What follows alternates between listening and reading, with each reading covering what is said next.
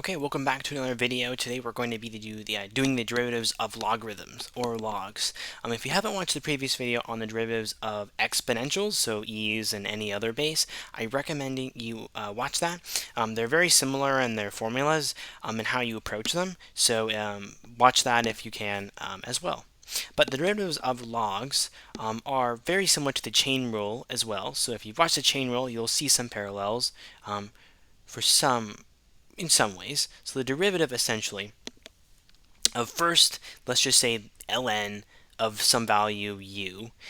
So ln of u, what would that be? Well, it turns out it's just going to be u prime, so the derivative of the inside, over just u. So in other words, just whatever it was, whatever the u was in the original function.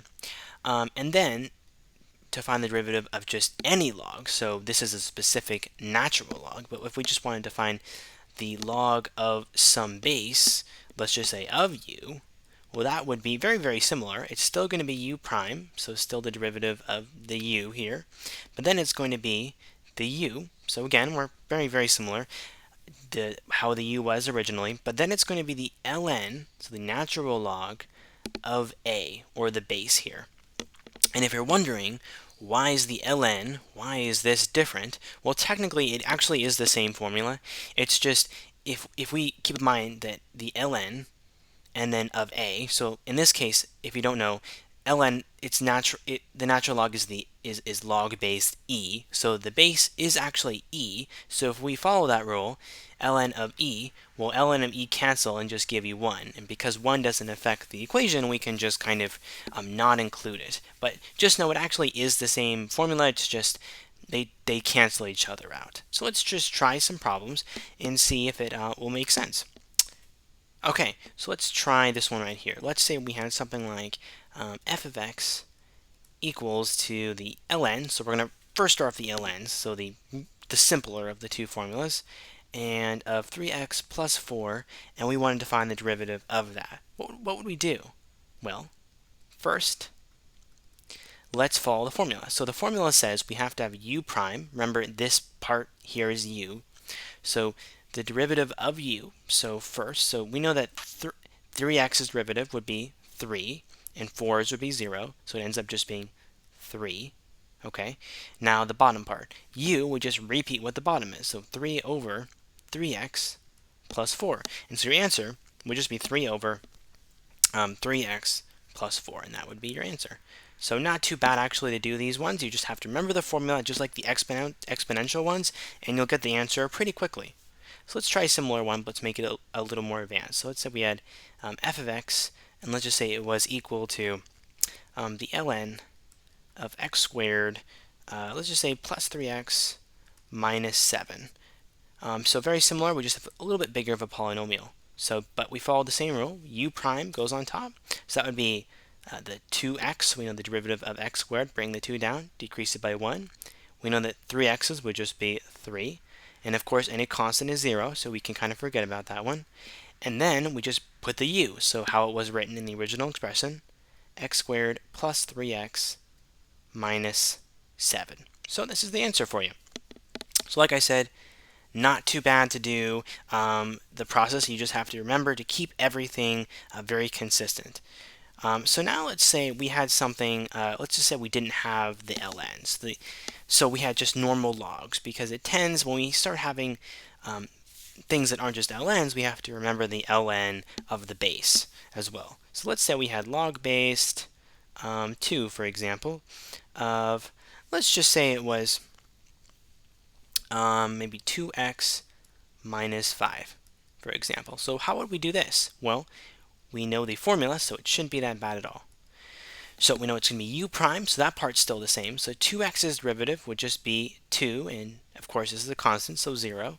So just 2, and this is all going to be over this bottom part. So u, we'll rewrite the u expression, so 2x minus 5, and we're going to multiply, if you remember, by the ln of the base. So the ln first, and then the base in this case is 2, so the ln of 2.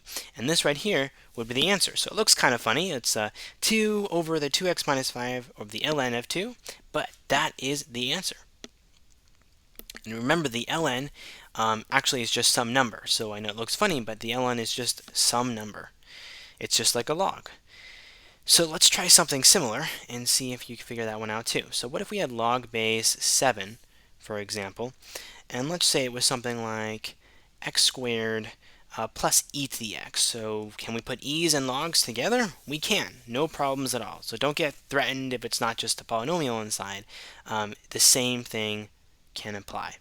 So first we just take the u prime as per normal. So e to the x squareds would just be 2x from like before, and e to the x's is just e to the x. We just rewrite it.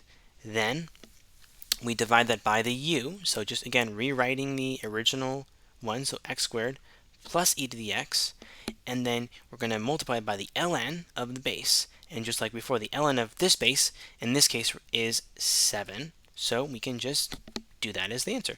So the answer ends up being 2x plus e to the x over x squared plus e to the x multiplied by the ln of 7. Okay, so let's try one more similar one, and then we'll do something that's a little bit different. So what if we had log based, let's just say 4 of, what if it was something like x to the 4th power plus 2x squared plus e to the x. Could we do this? Yeah, we could do this, no problem. So what we do is we would just first do the u prime on top, so the derivative of u. So that would be, of course, 4x cubed, bringing down the power, decreasing it by 2. Same thing here, bring down the power, 2 by 2 is 4, so that would be 4. And then bring down 2 by 1, that's just 1, so 4x would be the answer there. And of course, e to the x is just e to the x. And then that's going to be all over your original function, so x to the 4th plus 2x squared plus e to the x. And then, of course, we're just multiplied by the ln of the base. So ln of 4. So they can give you some really long stuff in the logs, but as long as you just follow the actual problem, it's not too difficult to do.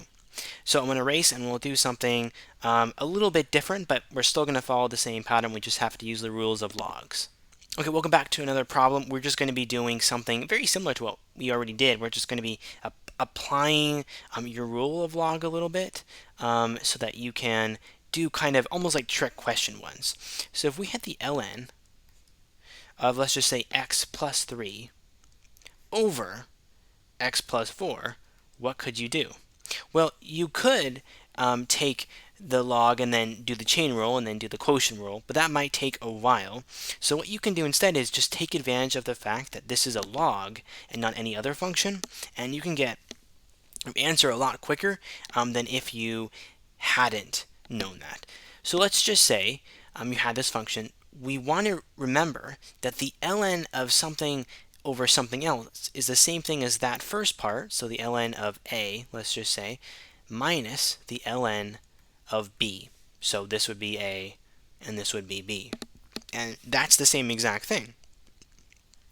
So knowing that, let's rewrite this expression with in the form of 2 logs and see if it makes it a little easier. So this would be ln of x plus 3 then, minus the ln of x plus 4.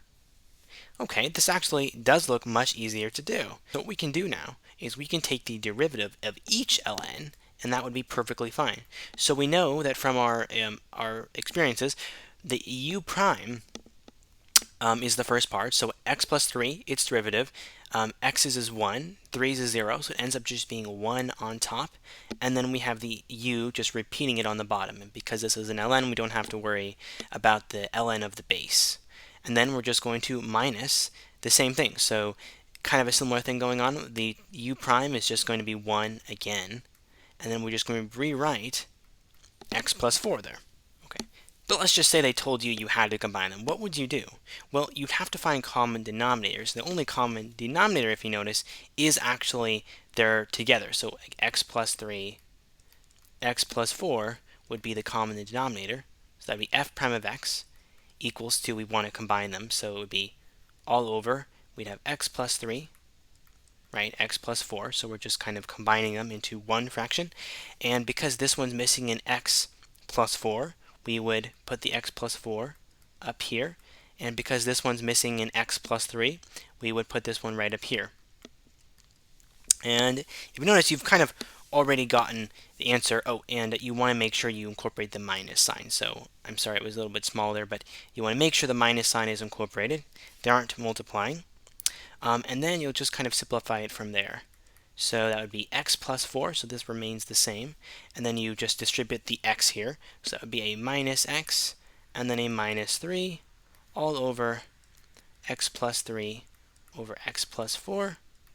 And then you could just kind of combine it. So the x's will be canceled, and plus 4, and then negative 3 will just give you a 1. So that turns into 1 over x plus 3 over x plus 4. So by coincidence, it's a 1 again, but that doesn't always happen. Usually it's some sort of number on top once you combine them. But keep in mind, this is the same answer had you just left it in this form. So sometimes teachers don't mind that much. You can just leave it in this first form. It's the same answer. But if not, you can always use algebra to simplify it. Let's say you had something similar. What if you had like the ln of, let's just say, like what if it was x plus 3 and it was multiplied by x plus 4. So I just wanted to show you that they can do it this way too, and you could solve it the similar way. So of course, we could rewrite this as ln of x plus 3 plus the ln of x plus 4, and we would get pretty much the same answer. We would just have a plus in the middle instead of a minus. So I just wanted to show you can do it. You can use the product rule of logs as well. But the last thing I wanted to quickly show you is, let's just say we had a function. And what if we had the log, let's just say, so maybe a log based 8 of the sine of x. Can we have trig in logs? We actually can. So I just wanted to quickly show you this so that you know that they can put anything in the log, but as long as you follow the rule, it doesn't actually matter. So just following the rule, we know it's u prime, so sine's derivative is cosine of x. Then we just put the u right here, so that would be sine of x, multiplied by the base, the ln of the base. So ln, in this case, of 8. So just wanted to show you. You can do it really in any other way. It does not matter. You can have it in many, many different ways. It doesn't change the answer. In fact, you can sometimes convert this to other functions as well. But I just wanted to show you that this works as well. So I hope this helped with the derivatives of logs. Thanks for watching.